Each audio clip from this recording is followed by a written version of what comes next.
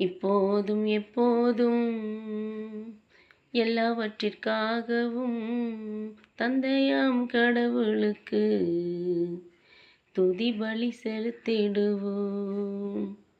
துதி பலி அது சுகந்த வாசனை, நன்றி பலி அது உகந்த காணிக்க. இப்போதும் எப்போதும் எல்லாவற்றிற்காகவும் தந்தையாம் கடவுளுக்கு துதி பலி செலுத்திடுவோம். துதி பலி அது சுகந்த வாசனை, நன்றி பலி அது உகந்த காணிக்க.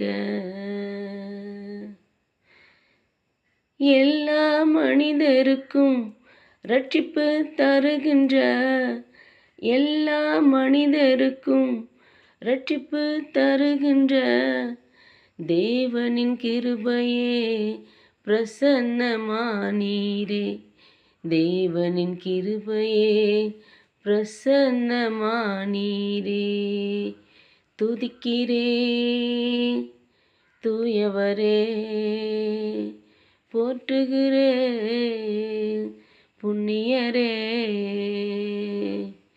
இப்போதும் எப்போதும் எல்லாவற்றிற்காகவும் தந்தையாம் கடவுளுக்கு துதி பலி செலுத்திடுவோம். துதி பலி அது சுகந்த வாசனை, நன்றி பலி அது உகந்த காணிக்க. இயேசுவுக்கே புகழ், இயேசுவுக்கே நன்றி.